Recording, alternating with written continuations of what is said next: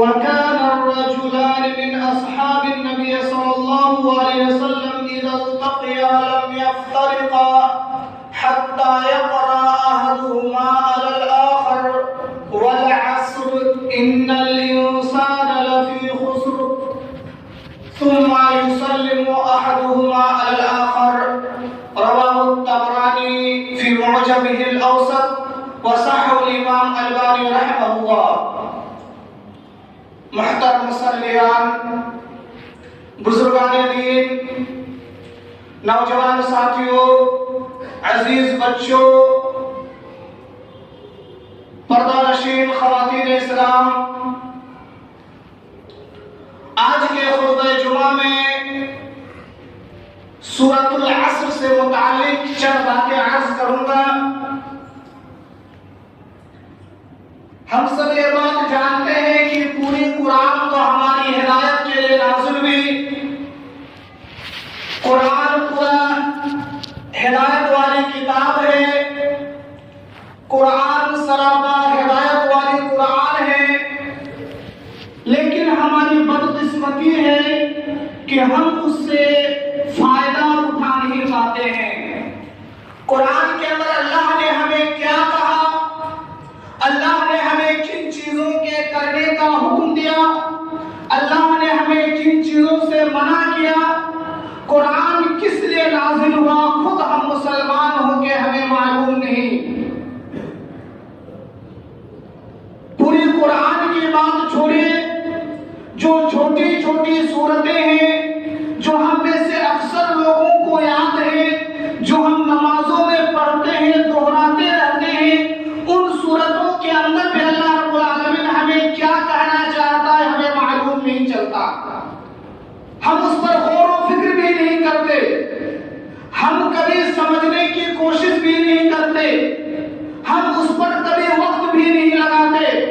جبکہ ہونا تو یہ چاہیے کہ اللہ کی جب کوئی بات ہم پڑھے، قرآن کی جب کوئی آیت ہم پڑھے، قرآن کی جب کوئی سورت ہم پڑھے، تو ہمارے اندر یہ جستجو، یہ کوشش، یہ خواہش آنی چاہیے کہ اس آیت کے اندر اللہ ہمیں کیا کہہ رہا ہے. یہ کلام چونکہ اللہ کا ہے، یہ بات چونکہ اللہ کی ہے، تو اس آیت کے اندر، اس سورہ کے اندر، اس چیز کے اندر اللہ ہمیں کیا کہنا چاہتا ہے، اللہ ہمیں اور آپ کو کن چیزوں کا حکم دینا چاہتا ہے، اس چیز کی کوشش اور خواہش ہونی چاہیے. صحابہ کرام کی زندگی پڑھیے. عبداللہ بن مسعود وغیرہ رضی اللہ تعالیٰ عنہ کے بارے میں آتا ہے کہ وہ لوگ کہتے ہیں کہ جب ہم لوگ قرآن کی کوئی آیت سنتے، خاص کر جب یا ایھا الذین آمنو جب یہ بات آتی، تو ہم پورے توجہ کے ساتھ، پورے خیال کے ساتھ سنتے کہ اب اللہ تعالیٰ ہمیں شاید کسی چیز کا حکم دینے والا ہے. جب یا ایھا الذین آمنو کہہ دے تو اللہ بولا کہ ہم سے خطاب کر رہا ہے، ہمیں کچھ کہنا چاہتا ہے. کیا کہنا چاہتا ہے وہ غور سے سنتے، دھیان سے سنتے. لیکن ہمارے حالات تو بالکل عجیب ہے. دنیا کے تمام کاموں کے لیے ہمارے پاس فرصت ہے، دنیا کی تمام چیزوں کے لیے ہمارے پاس وقت ہے. اگر فرصت نہیں ہے، وقت نہیں ہے، تو اسی قرآن کے لیے ہمارے پاس وقت نہیں ہے، اسی قرآن کو سمجھنے کے لیے ہمارے پاس فرصت نہیں ہے. یہ ہماری بدنصیبی ہے، یہ ہماری تنزلی کی پہچان ہے، یہ ہماری بدنصیبی اور حرمان نصیبی کی دلیل ہے. الغرض آج میں خطبہ جمعہ میں سورۃ العصر سے متعلق چند باتیں عرض کروں گا کہ یہ چھوٹی سی سورت، یہ مختصر سی سورت جو تقریباً ہم میں سے ہر شخص کو یاد ہے، اس سورت کے اندر اللہ رب العالمین ہمیں اور آپ کو کیا کہنا چاہتا ہے، اس سورت کے اندر کیا میسج ہے، اس سورت کا کیا پیغام ہے، اللہ ہمیں کن چیزوں کا حکم دیتا ہے، کیا کہنا چاہتا ہے، اس سورت کے اندر میں بتاؤں گا انشاءاللہ. سورۃ العصر ان سورتوں میں سے ہے جو شروع میں نازل ہوئی تھی. یعنی نبی صلی اللہ علیہ وسلم کو جب نبی بنایا گیا، آپ کو جب نبوت عطا کی گئی، شروع دور میں، پہلے زمانے میں، اس وقت یہ سورت نازل ہوئی تھی. اور قرآن کریم کی ترتیب کے اعتبار سے 103 نمبر کی सूरत है और इस सूरत के अंदर 3 ही आयत है। और देखिए कि इस सूरत के अंदर जो अल्फाज आए हैं इसके अक्सर अल्फाज उर्दू में भी इस्तेमाल होता है। उर्दू का जो उर्दू जानते हैं इसके अक्सर अल्फाज उर्दू में भी इस्तेमाल करते हैं, इंशाअल्लाह मैं बताऊंगा। सबसे पहले अल्लाह रब्बुल आलमीन फरमाता है वल अस्र, कसम है जमाने की। अस्र का माना होता है जमाना, वक्त, समय, टाइम। ये दिन और रात की गर्दिश, ये दिन का जाना, रात का आना, सुबह का होना, शाम का होना, ये मौसम की तब्दीलियां, कभी धूप, कभी बारिश, कभी गर्मी, कभी ठंडी, यही जमाना है, यही समय है, यही टाइम है। तो अल्लाह रब्बुल आलमीन ने इस चीज की कसम खाई, कहा कि वल अस्र, कसम है जमाने की, कसम है टाइम की, कसम है समय की। यहाँ पे एक चीज याद रखिएगा कि अल्लाह रब्बुल आलमीन ने कुरान मजीद के अंदर मुख्तलिफ चीजों की कस्में खाई है अपने मखलूकात में से। अल्लाह ने जिन चीजों को पैदा किया उनमें से बहुत सी चीजों की अल्लाह ने कसम खाई है, लेकिन हमारे लिए, आपके लिए, इंसान के लिए हर चीज की कसम खानी जायज नहीं है। हम और आप गैरुल्लाह की, अल्लाह के मखलूकात की कसम नहीं खा सकते हैं। हमें और आपको अगर कसम खाने की जरूरत पड़े तो सिर्फ और सिर्फ अल्लाह की कसम खा सकते हैं, अल्लाह के अलावा किसी और की कसम नहीं खा सकते हैं। अल्लाह चूंकि खालिक है, मालिक है, मुख्तार है, उसकी मर्जी कि अपने मखलूकात में से जिसकी चाहे कसम खा ले, जिसकी चाहे कसम उठा ले।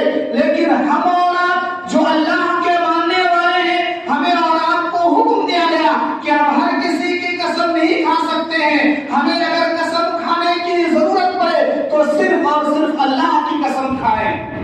आज जो हमारे माशरे में आम है कि आदमी अपने बच्चों के सर पे हाथ रख के कसम खाते हैं, आदमी अपने सर पर हाथ रख के कसम खाते हैं, आदमी मस्जिद में मस्जिद की कसम खाते हैं, आदमी बैतुल्लाह खाने काबा की कसम खाते हैं, आदमी किसी नबी, पैगंबर, वली, बुजुर्ग, पीर, फकीर किसी की कसम खाते हैं। ये दुरुस्त नहीं है, जायज नहीं है, गुनाह का काम है।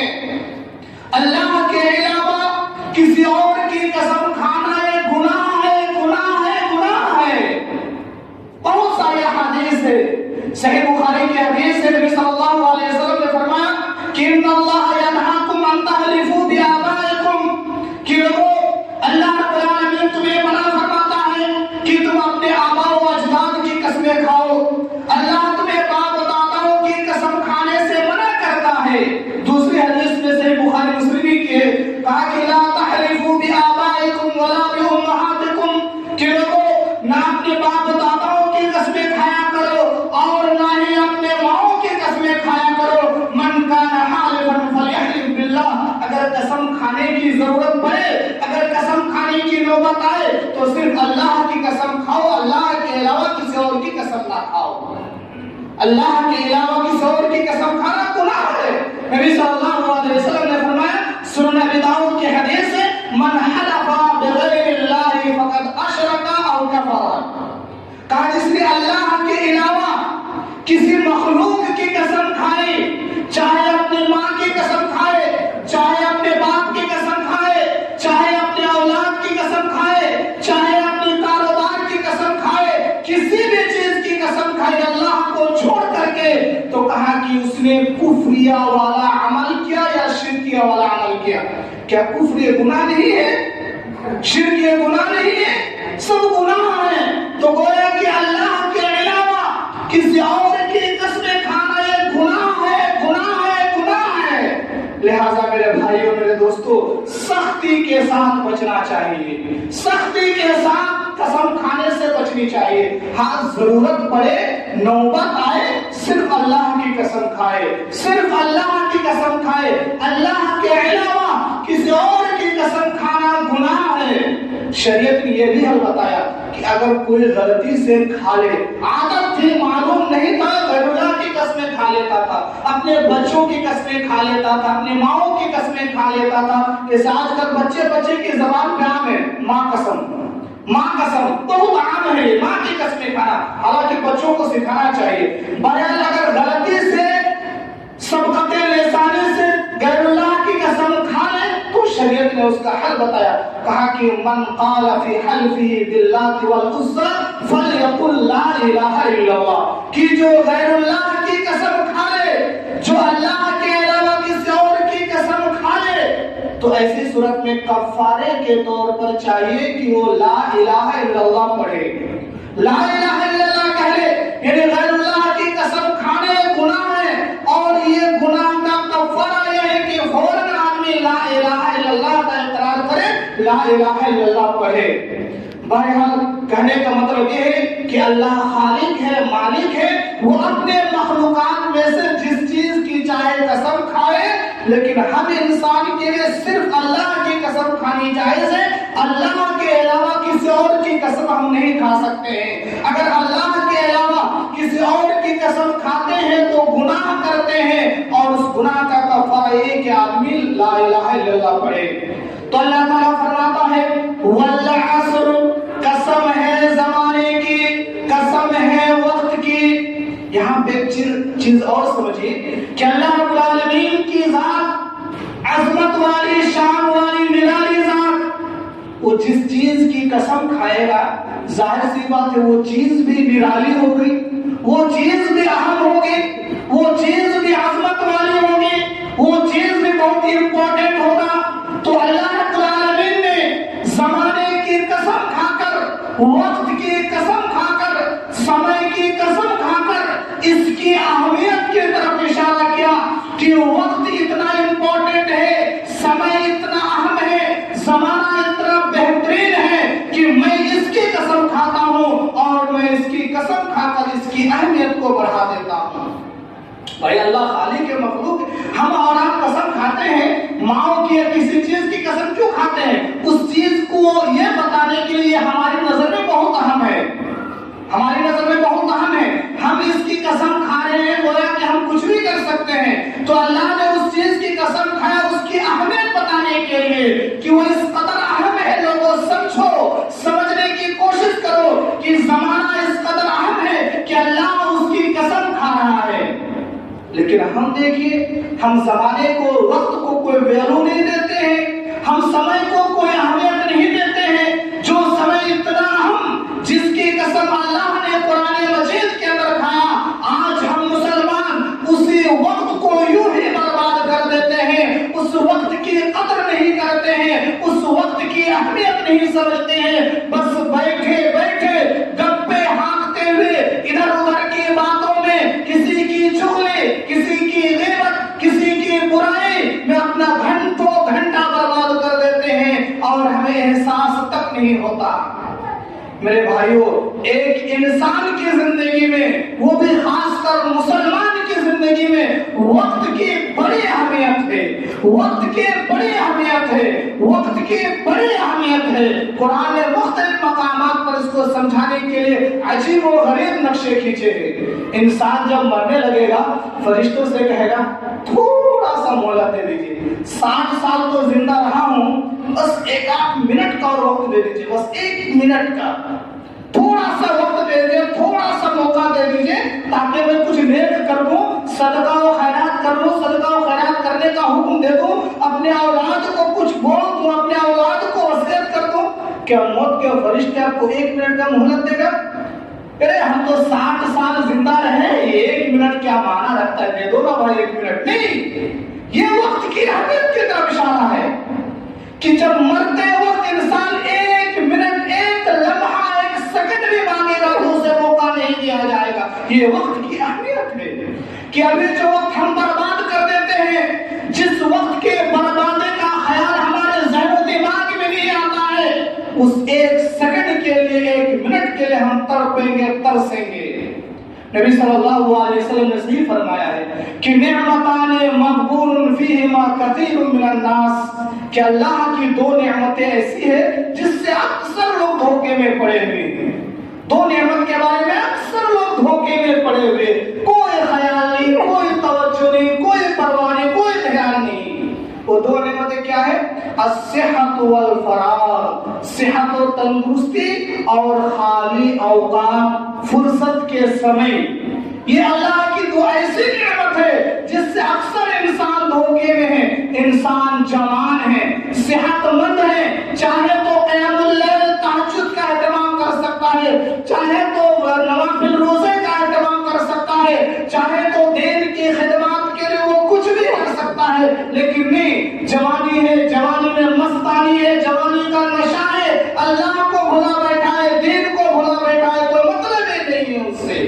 وہی کہا کہ صحت و تندرستی ایک ایسی نعمت ہے جس سے اکثر لوگ دھوکے میں پڑے ہوئے ہیں۔ ہاں، جب ایک پر قبر میں چلا جاتا ہے تب اس کو یاد آتا ہے اللہ، تب اس کو خیال آتا ہے اللہ، اور جب صحت و تندرستی تھی کوئی پرواہ نہیں کیا، جب جوانی تھی، جب صحت مند تھا، جب وہ کچھ کر سکتا تھا، تب اس نے اللہ کو بھولا بیٹھا، تب اس کو دین سے کوئی مطلب نہیں تھا، لیکن جب اب لاچار ہو گیا، جب اب مجبور ہو گیا، تب اللہ سبحان اللہ الحمدللہ کی ورد کرنے لگے۔ قبر میں جب ایک پر لٹک جاتا ہے تو سارے لوگ کرتے ہیں، سارے لوگ کرتے ہیں۔ اصل یہ ہے کہ انسان صحت مندی کی حالت میں، جوانی کی حالت میں اللہ کی عبادت کرے۔ تو کہا کہ صحت مند یا جوانی ایک ایسی نعمت ہے جس سے اکثر لوگ دھوکے میں پڑے ہوئے ہیں۔ اسی طریقے سے خالی وقت، فرصت کے سمے ایک ایسی چیز ہے جس سے اکثر لوگ دھوکے میں پڑے ہوئے ہیں۔ ہمارے پاس اگر وقت ہو تو ہم کیا کرتے ہیں؟ آفس والے یا کاروبار والے جو بھی، ہمارے پاس اگر 1 گھنٹے کا بھی وقت ملتا ہے تو کیا کرتے ہیں؟ چلو 1 گھنٹہ چلو 5 منٹ کا وقت ملتا ہے تو کیا کرتے ہیں؟ موبائل نکال کے وہی موبائل میں اپنا وقت برباد کر دیے۔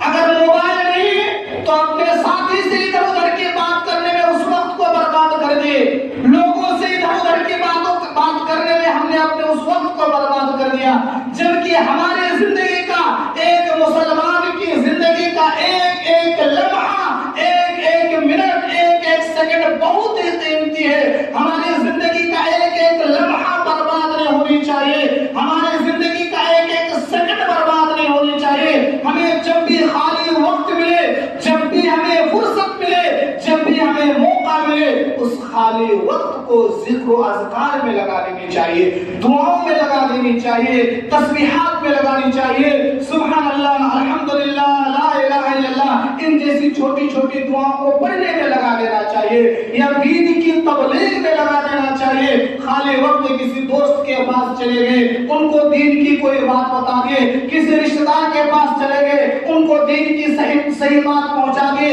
دین کا پیغام، حق بات تم تک پہنچا دیے۔ یہ ہونا چاہیے ہماری زندگی کا، کہ نہیں؟ ہماری زندگی میں وقت کی کوئی اہمیت نہیں، کوئی ویلیو نہیں ہے۔ آج جو قوم ترقی کر رہی ہے، جو قوم ترقی کر رہی ہے، آج پوری دنیا پر حکومت کرنے والی قوم یہود، جو پرسنٹیج کے اعتبار سے دنیا میں سب سے کم پرسنٹیج ہے اس کی، 2 سے 2.5% یہودیوں کی ہے، مگر اس کے باوجود پوری دنیا پر وہ حکومت کرتی ہے۔ کیوں؟ انہوں نے اپنے وقت کا صحیح استعمال کیا۔ ان لوگوں کے بارے میں یہ ہے کہ جب سے ان کی عورتیں حمل سے ہوتی ہے، اسی وقت سے جو اولاد پیٹ میں ہوتا ہے، اسی وقت سے اس اولاد کی ٹریننگ، تربیت، وقت کی اہمیت بتانے کے لیے اس کو چھوڑ دیتے ہیں، اس کے پیچھے مختلف قسم کی جو تجربات ہوتے ہیں وہ اپناتے ہیں۔ یہود جو غیر مغضوب علیہم ولا الضالین قوم ہے، جس پر اللہ کی لعنتیں برستی ہے، مگر اس نے اس وقت کا صحیح استعمال کیا تو اللہ نے دنیا میں اس کو ترقی دے دیا۔ دنیا کا ایک اصول ہے، دنیا کا ایک اصول ہے، محنت کرو گے تمہیں مزدوری ملے گی، کام کرو گے اللہ تعالیٰ تم کو دے گا۔ اس نے وقت کی اہمیت کو جانا، وقت کی اہمیت کو سمجھا، اللہ نے اس کو پوری دنیا میں حکومت کرنے کا موقع دے دیا۔ بہرحال ایک دوسری چیز ہے، کہنے کا مطلب ہے کہ میرے بھائیوں میرے دوستوں، ہماری زندگی میں وقت کی بڑی اہمیت ہے۔ ہم جو یوں ہی اپنے وقت برباد کر دیتے ہیں، اپنی جوانی، اپنے سمے جو یوں ہی برباد کر دیتے ہیں، یقین مانیے اللہ تعالیٰ ہم سے اس کے بارے میں پوچھے گا، ہم سے سوال ہوگا۔ سنن ترمذی کی بہت مشہور حدیث ہے، عبداللہ بن مسعود رضی اللہ تعالیٰ عنہ راوی حدیث ہے، کہتے ہیں نبی صلی اللہ علیہ وسلم نے فرمایا لا تزال قدم ابن آدم یوم القیامت حتی یسأل عن خمس، کہ کل قیامت کے دن اللہ رب العالمین کا دربار قائم ہوگا، ہر انسان کو اللہ کے سامنے جانا ہے، اللہ کے سامنے حاضری دینا ہے، اور کوئی بھی انسان وہاں سے ہل نہیں سکتا، وہاں سے ہٹ نہیں سکتا حتی یسأل عن خمس، یہاں تک کہ وہ 5 سوالوں کا جواب نہ دے دے۔ اللہ کا دربار ہوگا، ہم بھی جائیں گے، آپ بھی جائیں گے، ہمارے آباء و اجداد بھی جائیں گے، ہر انسان جائے گا اور وہاں سے دربار سے نہیں ہٹ سکتا یہاں تک کہ وہ 5 سوالوں کا جواب نہ دے دے۔ وہ 5 سوال کیا ہے؟ اللہ پہلا سوال کرے گا وَعَنْ شَبَابِهِ فِيمَا أَبْلَاهُ، جوانی کے بارے میں اللہ کہے گا کہ ہم نے تمہیں جوانی جیسی عظیم نعمت دی تھی، اس جوانی کو تم نے کس کام میں لگایا، جوانی کو کس کام میں کھپایا، جوانی میں تم نے کیا کیا، لاؤ مجھے حساب تو مجھے بتاؤ۔ جوانی کیا ہے؟ ایک عمر ہے، ایک سمے ہے، ایک ٹائم ہے، ایک سمے ہے، ایک وقت ہے، جوانی ہے۔ تو یہ وقت کے بارے میں، اس جوانی کے بارے میں اللہ سوال کرے گا کہ وَعَنْ شَبَابِهِ فِيمَا أَبْلَاهُ، میرا بندہ مجھے بتاؤ کہ جوانی جیسی عظیم نعمت جو ہم نے تمہیں دیا تھا، اس جوانی میں تم نے کیا کیا، میری کتنی عبادتیں کی، اس جوانی کو تم نے کس کام میں لگایا، لاؤ مجھے حساب دو۔ کیا جواب ہوگا ہمارا؟ ہر کسی سے اللہ تعالیٰ پوچھے گا، کیا جواب دیں گے ہم نے جوانی کو کس کام میں لگایا؟ عیاشی میں، صرف کمائی میں، کس کام میں اپنے جوانی کو لگایا؟ حساب دینا ہوگا۔ وَعَنْ شَبَابِهِ فِيمَا أَبْلَاهُ، دوسرا سوال ہوگا وَعَنْ عُمْرِهِ فِيمَا أَفْنَاهُ، عمر کے متعلق اللہ کہے گا کہ میرے فلاں بندہ، ہم نے تمہیں 60 سال کی عمر دی تھی، ہم نے تمہیں 50 سال کی عمر دی تھی، ہم نے تمہیں 65 سال کی عمر دی تھی، اس عمر میں تم نے کتنی عبادتیں کی، اس عمر کو تم نے کس کام میں لگایا، اس عمر میں تم نے کیا کیا، لاؤ مجھے حساب تو مجھے بتاؤ۔ کیا جواب دیں گے؟ 60 سال، 65 سال، 70 سال کی جو زندگی ملی ہے آپ کو، جب اللہ ہم سے پوچھے گا کہ اس عمر میں تم نے کتنی عبادتیں کی، اس عمر میں تم نے کیا کیا، لاؤ مجھے حساب تو مجھے بتاؤ، کیا جواب ہوگا ہمارا؟ ہر انسان اپنے بارے میں غور کرے، ہر انسان اپنے گریبان میں جھانکے کہ اللہ ہم سے جب پوچھے گا کہ ہم نے جو تمہیں 60 سال کی عمر دی تھی، 70 سال کی عمر دی تھی، اس عمر میں تم نے کیا کیا، لاؤ مجھے حساب تو مجھے بتاؤ۔ یہ عمر کیا ہے؟ سمے ہے، ٹائم ہے، یہ وقت ہے کہ اللہ نے جو 60 سال 65 سال جس کو جو عمر دیے، ایک سمے ہے، ایک ٹائم ہے، اس کے بارے میں اللہ تعالیٰ سوال کرے گا۔ اور 2 سوال ہوگا مال کے بارے میں، وَعَنْ مَالِهِ مِنْ أَيْنَ اكْتَسَبَ وَفِيمَا أَنْفَقَ، مال کمایا کہاں پر، خرچ کیا کہاں پر، حلال طریقے سے کمایا کہ حرام طریقے سے کمایا، اس کو خرچ کیا، اپنے منمانی جگہوں پہ خرچ کیا، یا کبھی اللہ کے راستے میں کچھ دیا بھی۔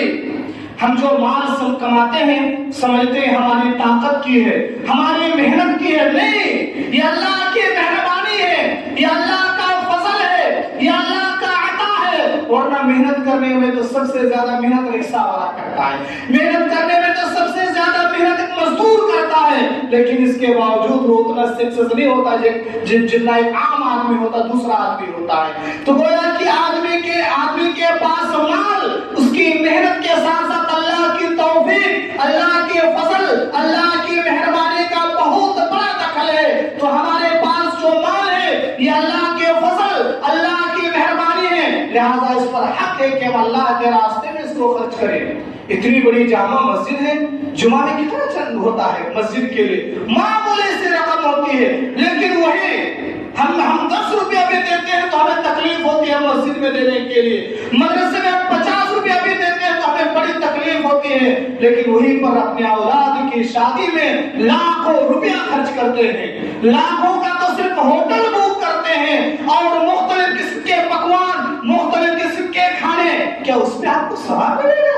4 لاکھ کا ہوٹل بک کیجئے، کتنی نیکیاں ملے گی آپ کو؟ وہ 4 لاکھ کی بجائے 2 لاکھ آپ مسجد مدرسے میں دیجئے، دیکھیے کتنا آپ کو ثواب ملتا ہے۔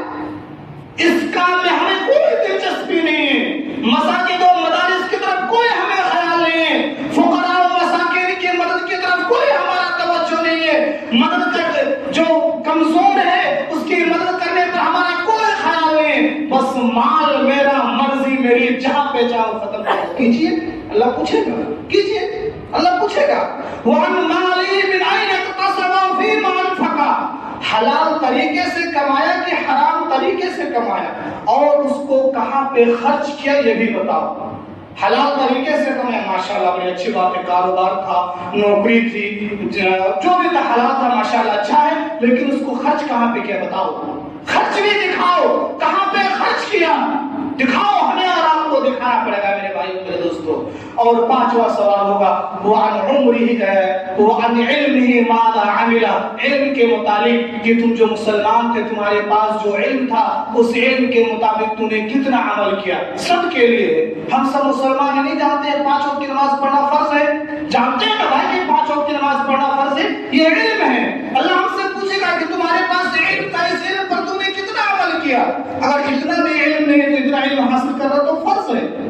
اگر اتنا بھی علم نہیں ہے کہ 5 وقت کی نماز پڑھنا چاہیے، یہ دین کے احکام، زکوٰۃ کے مسائل، نماز کے مسائل، اگر اتنا بھی نہیں معلوم تو یہ حاصل کرنا چاہیے، اتنا سیکھنا چاہیے۔ تو علم کے متعلق بھی اللہ تعالیٰ سوال کرے گا۔ الغرض کہنے کا مطلب ہے کہ اللہ تعالیٰ قیامت کے دن جو 2 سوال کرے گا وہ ٹائم سے متعلق ہوگا، سمے سے متعلق ہوگا۔ گویا کہ ٹائم، سمے ہماری زندگی میں بہت امپورٹنٹ ہے، خاص کر ایک اسٹوڈنٹ کے لیے، ایک طالب علم کے لیے، ایک پڑھنے والے کے لیے تو وقت کی بڑی قدر ہے، وقت کی بڑی اہمیت ہے۔ اپنے وقت کو برباد نہ کرو عزیز طلبہ، یہ جو پڑھائی کا سمے ہے، یہ جو پڑھنے کا وقت ہے، ایک منٹ، ایک گھنٹہ، ایک سیکنڈ آپ کے لیے قیمتی ہے، اس وقت کو برباد نہ کریں۔ بہرحال میں بتائی رہا تھا کہ اللہ رب العالمین فرماتا ہے والعصر، قسم ہے زمانے کی، قسم ہے سمے کی، قسم ہے وقت کی۔ اسی میں تو بہت ساری باتیں آتی ہیں۔ عصر کا معنی ہوتا ہے سمے، وقت۔ یہاں پہ مفسرین ایک نقطہ لکھتے ہیں کہ والعصر، عصر کا معنی ہوتا ہے سمے، ٹائم، وقت، زمانہ، اور عربی میں ایک اور ورڈ آتا ہے، ایک اور لفظ آتا ہے اس کے لیے، دہر۔ اور اس نام کی صورت بھی قرآن کے اندر موجود ہے۔ اتفاق دیکھیے کہ عربی میں زمانے کے لیے 2 ورڈ، ایک عصر زمانہ اور ایک دہر زمانہ، اور دونوں نام کی صورتیں قرآن میں موجود ہے۔ کتنا اہم ہے اللہ کے نزدیک وقت کی، سمے کتنا امپورٹنٹ ہے اللہ کے نزدیک۔ غور کریں کہ دونوں عربی لفظ، دونوں کا ورڈ اللہ رب العالمین نے قرآن میں لایا، سورت کا نام ہی لایا ہے۔ یہ صرف لفظ نہیں، سورت کا نام ہی ہے، سورۃ الدہر، سورۃ العصر۔ اللہ نے اس نام کی صورت ہی عطا کر دی، کتنا اہم ہے۔ تو اس میں فرق یہ ہے کہ دہر یہ نارمل زمانہ، نارمل سمے، کوئی بھی سمے یہ نارمل ہے، یہ مطلق ہے، اور عصر کا معنی ہوتا ہے وہ زمانہ جو فاسٹ گزرے، جو تیزی کے ساتھ گزرے۔ سمے جو گزر رہا ہے تیزی کے ساتھ، سیکنڈ کے کانٹے کی طرف دیکھیں کتنے تیزی کے ساتھ گھوم رہا ہے وہ، گھڑی کے سیکنڈ کی طرف دیکھیں، سیکنڈ والا بٹن کی طرف تیزی سے اپ ڈاؤن ہو رہا ہے، کتنے تیزی کے ساتھ۔ تو عصر کا معنی یہ ہوتا ہے کہ یہ گزرتے ہوئے زمانے، یہ فاسٹ یا تیزی کے ساتھ گزرتے ہوئے زمانے کی قسم کھاتا ہوں میں، لوگوں اس کی اہمیت سمجھو، ورنہ اس سمے نے اس فرعون کو بھی دیکھا، اس سمے نے نمرود کو بھی دیکھا، اس زمانے میں شداد کو بھی دیکھا، اس سمے نے حداد کو بھی دیکھا، مختلف لوگوں کو دیکھا جو طاقت میں تم سے کہیں زیادہ تھے، جو مال و دولت میں تم سے کہیں زیادہ تھے، جو دنیا میں حکومت کرتے تھے، لیکن اللہ نے اس کو مٹا دیے۔ تم کس کھیت کے مولی ہو؟ تمہارا کیا پاور ہے؟ تمہاری کیا اہمیت ہے؟ وہ فرعون تو اپنے آپ کو رب بھی کہہ دیا تھا، جب سمے وقت کے ساتھ وہ بھی بیت گیا، جب اللہ نے اسے بھی نہیں چھوڑا تو تمہاری کیا ویلیو ہے؟ تم کون ہو؟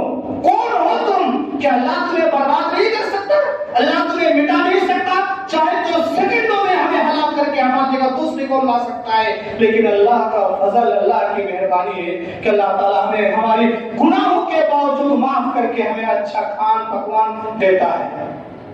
تو بہرحال کہا کہ والعصر، قسم ہے زمانے کی۔ قسم کیوں کھاتے ہیں؟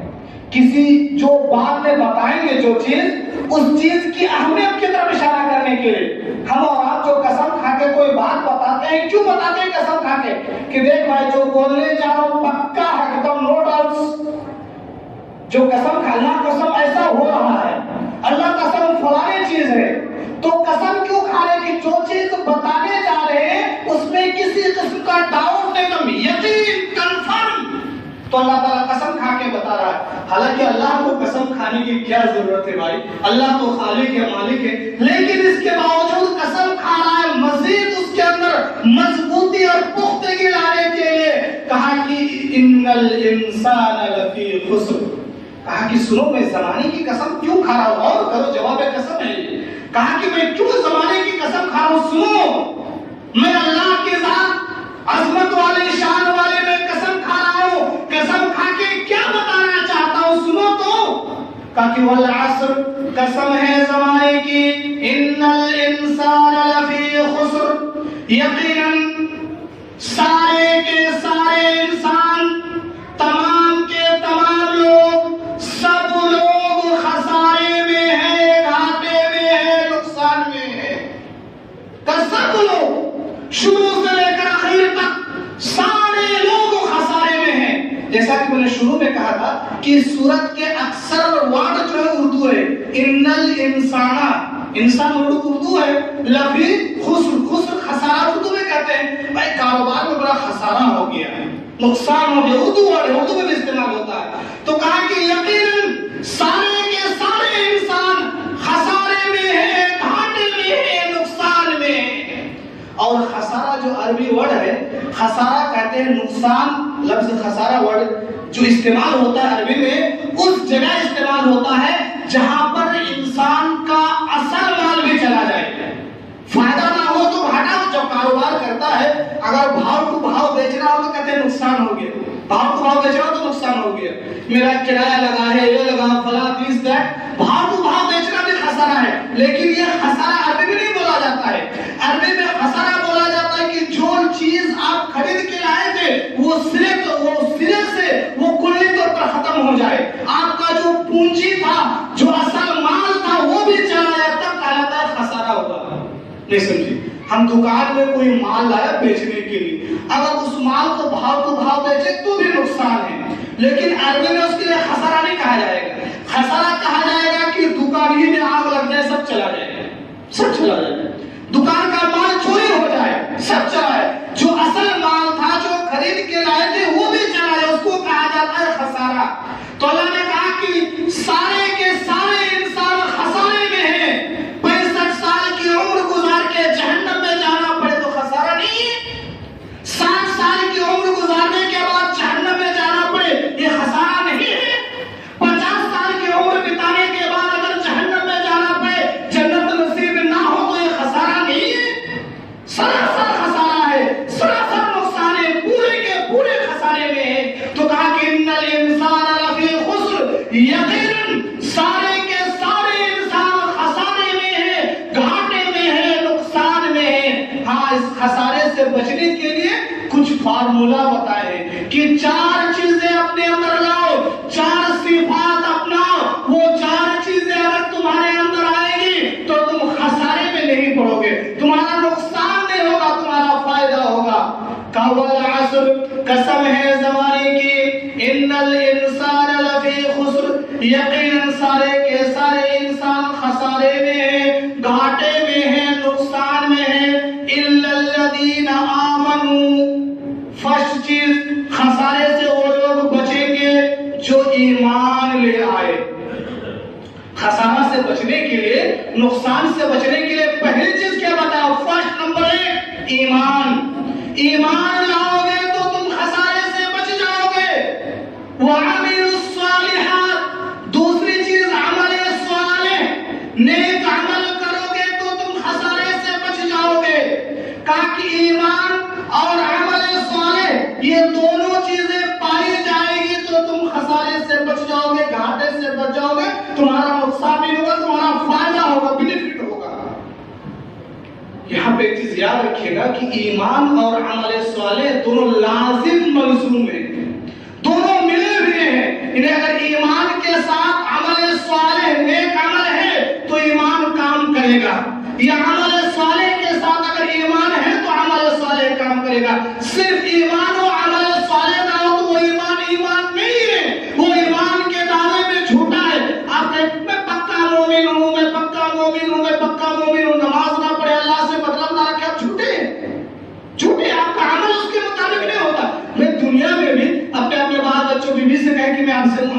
کرتا ہوں، محبت کرتا ہوں، محبت کرتا ہوں، اور ان کو 2 وقت کھانے کا بھی نہ دے تو کیا کہیں گے لوگ کہ بھائی کیسی محبت، ایسی محبت ہونا چاہیے؟ تو دنیا میں بھی ایسا ہوتا ہے۔ تو ایمان کا اگر آپ دعویٰ کریں گے، اگر ایمان کا اقرار کریں گے تو ایمان کے ساتھ ساتھ عمل بھی ضروری ہے۔ اگر ایمان کے ساتھ عمل نہیں ہوگا تو ایمان بیکار ہے، جیسے منافقوں کا تھا، جیسے منافقین کا حال تھا۔ ایمان کے دعوے کرتے تھے، ہم ایمان لے آئے، ایمان لے آئے، ہم مومن ہیں، ہم فلانے ہیں، ہم ٹھکانے ہیں، لیکن عمل نہیں تھا۔ اللہ نے کہا کہ منافق جہنم کے سب سے نچلے طبقے میں ہوں گے۔ تو گویا کہ ایمان کے ساتھ عمل ضروری ہے، اور اسی طرح عمل کے ساتھ بھی ایمان ضروری ہے۔ اگر کوئی نیک عمل کرتا ہے تو ایمان بھی مضبوط ایمان ہونی چاہیے، اگر ایمان نہ ہو تو عمل بھی بیکار۔ اڈانی امبانی کتنے چیریٹی ہاسپٹل کھولے ہوئے، کتنے پن کا کام کرتے ہیں، کتنے غریبوں کی مدد کرتے ہیں، کیا وہ جنت میں چلے جائیں گے؟ نہیں، اچھا کام تو کرتے ہیں لیکن ایمان نہیں ہے ان کا۔ ایمان نہ ہونے کی وجہ سے اس کا یہ نیک کام بھی کام نہیں آئے گا۔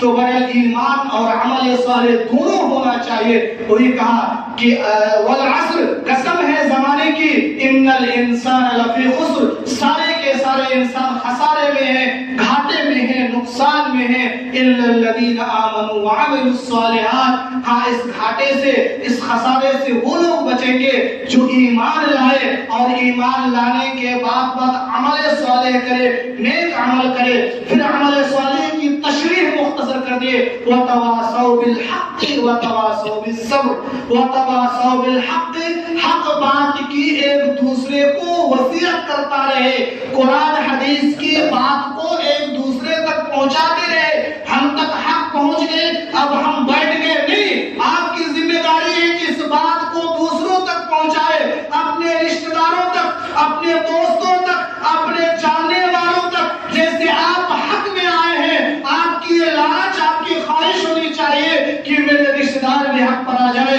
میرے فلانے بھائی بھی حق پر آ جائے، میرے جاننے والے بھی حق پر آ جائے، میرے دوست و احباب بھی حق پر آ جائے۔ وہی کہا کہ وَتَوَاصَوْا بِالْحَقِّ، آپس میں ایک دوسرے کو حق کی وصیت کرتے رہو، ایک دوسرے کو حق کا حکم دیتے رہو۔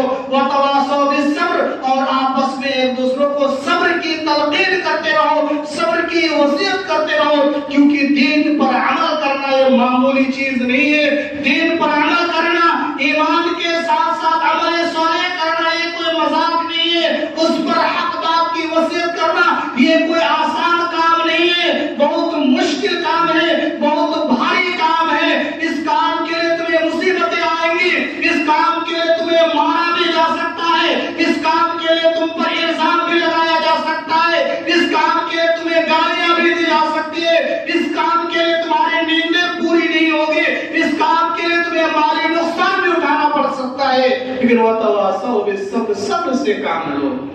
اس لیے کہا صبر سے کام لو۔ ایمان لانا یہ آج کے دور میں کوئی حلوہ نہیں ہے، بڑا مشکل کام ہے، حالات دیکھ رہے ہیں سب۔ اور ایمان لانے کے باوجود عمل صالح کرنا، ایمان کے ساتھ نیک عمل کرنا اور مشکل ہو رہا ہے آج کے دور میں۔ اور حق بات کی وصیت کرنا، قرآن حدیث کی بات دوسروں تک پہنچانا یہ اور مشکل ہے۔ وہ اللہ نے کہا کہ ان تمام کاموں میں پریشانیاں آئیں گی، صبر کا دامن پکڑو، صبر سے کام لو۔ تو کہا کہ قسم ہے زمانے کی، یقیناً سارے کے سارے انسان خسارے میں ہیں، نقصان میں ہیں۔ اس خسارے سے وہ انسان بچے گا جو ایمان لائے، ایمان کے ساتھ ساتھ نیک عمل کرے اور حق بات کی ایک دوسرے کو وصیت کرے، حق بات ایک دوسرے تک پہنچائے، اور اس کے لیے جو مصیبتیں آئیں گی، جو پریشانیاں آئیں گی، اس پر صبر کرے۔ یہ مختصر سی تشریح تھی، ورنہ اس قدر اہم کی کیا بتایا جائے۔ امام شافعی رحمہ اللہ نے تیسری صورت کے بارے میں کہا کہ لو ما انزل اللہ علی خلقہ الا هذه السورہ لکفتہم، کہ اللہ پوری صورت نازل نہ کر کے اگر صرف یہی صورت نازل کر دیتا تو انسان کی ہدایت کے لیے کافی تھا۔ امام شافعی کا قول ہے، کہا کہ پوری قرآن نازل نہ کر کے صرف یہی سورہ، اللہ نے تو سب چیزیں کہہ دیا، بھائی کیا باقی بچا؟ کچھ باقی بچا نہیں، ساری چیزیں اس کے اندر آ گئی۔ تو کہا کہ اس قدر اہم سورہ ہے کہ اللہ پوری قرآن کو نازل نہ کر کے صرف اگر اسی سورہ کو نازل کرتے تو بھی ہدایت والوں کے لیے سورت کافی تھی ہدایت حاصل کرنے کے لیے۔ نبی صلی اللہ علیہ وسلم کے صحابہ سب عربی جانتے تھے، اسی لیے لوگ جب بھی ایک دوسرے سے मुलाकात करते, तलकीन के तौर पर, याद दहानी के तौर पर ये सूरत पढ़ते। जैसे हम क्या करते हैं कि किसी को शादी की दावत दे, अपना खास आदमी हो तो मौका याद दिलाते हैं, याद है ना भाई फरवरी, याद है ना 15 फरवरी, मतलब आदमी याद दिलाते हैं तलकीन के लिए। सहाबा इकराम जब आपस में एक दूसरे से मिलते जाते क्या करते? सही हदीस है, इमाम तबरानी ने अपनी किताब मुअज्जमुल औसत के अंदर इसको जिक्र किया। कहते काना सहाबा नबी सल्लल्लाहु अलैहि वसल्लम इज़ा तक़या, जब नबी सल्लल्लाहु अलैहि वसल्लम के सहाबा आपस में एक दूसरे से मिलते, लम यफ्तरिका, जुदा नहीं होते, अलग नहीं होते, हत्ता यक़रा अहदुहुम अल आखर, यहां तक कि एक दूसरे पर उसकी तिलावत ना कर रहे थे। दो आदमी मिले, बातचीत किए, फिर ये फलाना आदमी इसके ऊपर सूरतुल असर वल असर इन्नल इंसान लफी खुस्र इल्ला अल्लज़ीना आमनू व अमिलुस सालिहात पढ़कर फिर सुनाते, ये भी उसके ऊपर सुनाते, फिर सलाम करते, फिर जुदा हो जाते। क्योंकि अरबी समझते थे कि अल्लाह ने क्या कहा, हम और आप चूंकि समझते नहीं है इसीलिए आप इसको हमें दे देते हैं। बहरहाल मेरे भाइयों मेरे दोस्तों, कहने का मतलब ये है कि बहुत अहम सूरत है, पूरी कुरान है। हम कुरान का एक जो भी छोटी सूरत हमें याद हो, हम कोशिश करें कि उसका माना, उसका मतलब, उसकी तफसीर क्या है, अल्लाह हमें इसके अंदर क्या कहना चाहता है, ये सब जानने की कोशिश करें, तब वो जाके हमारे लिए हिदायत होगी। अल्लाह रब्बुल आलमीन से दुआ है अल्लाह ताला हम तमाम लोगों को कुरान और हदीस के मुताबिक अमल करने की तौफीक अता फरमाए। इलाही आमीन, हम सबों के गुनाह खताओं को माफ फरमा। अल्लाह हम सबों को कुरान पर गौर व फिक्र करने, कुरान को मानी के साथ समझ कर पढ़ने की तौफीक अता फरमा। अल्लाह हमारे अंदर जो